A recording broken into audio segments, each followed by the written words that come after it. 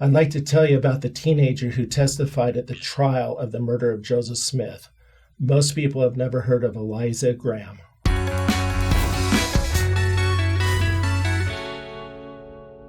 Welcome back to States Unscripted, everyone. Today, David and I are here with a special guest, Brian Stutzman, who are here for part 2 of the trial and the death and all that of Joseph Smith. Today, we're talking about a very specific testimony at the trial. A teenager who we mentioned before, kind of how impactful was her testimony at the trial? Well, if you're a member of the church, she's everything, and if you're not, they were afraid of her. Mm-hmm. This is at the trial after Joseph Smith has been killed, right. And the men who they believe did it are on trial. And then she gets up to testify. Right. What happened was the night of the martyrdom, the mob went back to Warsaw, which is a little river town about 18 miles away from Carthage. And there's this hotel and restaurant and tavern called the Warsaw House. The Warsaw House was owned by Sam and Ann Fleming. They were not members of the church, but their niece was 18 years old, and her name was Eliza Graham, and she was a member of the church. Not a lot of people in town knew it. Nobody knew what happened in Carthage as a mob came back. About 9 o'clock, the first mob member who had been involved with the murders of Joseph Smith came in. This is June 27th, 1844, and eventually about 60 people came in. Eliza was the only waitress on duty, and she started serving the mob. And nobody again knew what had happened until they started bragging about killing Joseph Smith.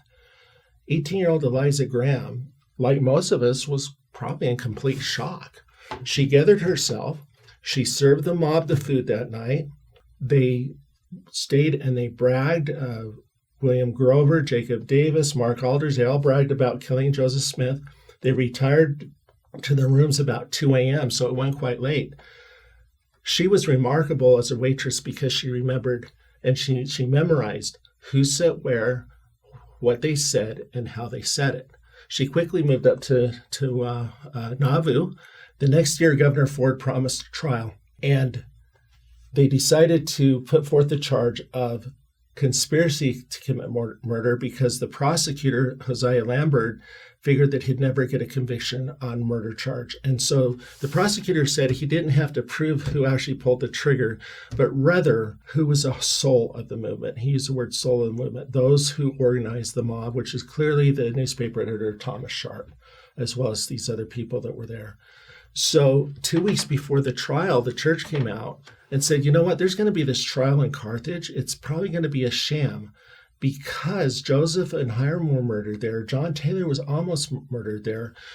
We're not safe to go back to Carthage. John Taylor wasn't safe. Willard Richards wasn't safe. But Hosea Lambert, the prosecuting attorney, was able to find Eliza Graham and convince her to come.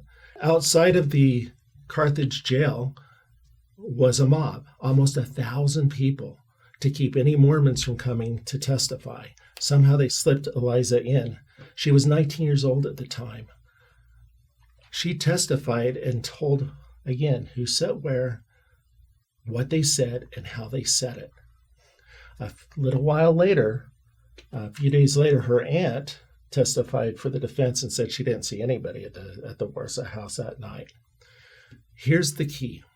The jury had been dismissed at the beginning of the trial. The defense attorneys came up and said to the judge, says, we've got this seated jury that had been there hearing other cases as well. There's some Mormons in here.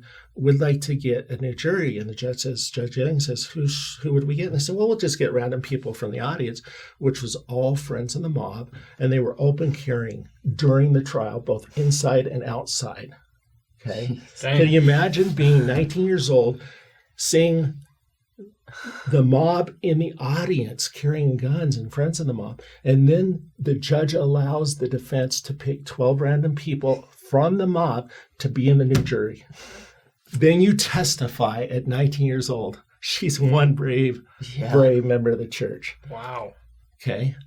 And of course, that was a kangaroo court, but the judge and the jury decided that there was not enough evidence to convict the 5, even though they went to the grave saying that they did it. Dang. So Warsaw has this famous son named John Hay. He went on to be President Lincoln's secretary and an ambassador for several presidents. He wrote a community memoir in 1869. It was published in a magazine called The Atlantic Monthly. He wrote about Eliza that she remembered beautifully, but unfortunately she remembered too much, and that's why the jury didn't believe her. He also wrote in that same article that there was not a man, woman, or child in the county that did not know that the mob had done the deed. It just wasn't proven in the law. So there's a little church history that maybe you haven't heard of before. I'd never heard of her. That was fascinating. Thank you. She's got active members of the church that are her descendants that are active members of the church today. Wow. Guys, thanks for joining us for this snippet.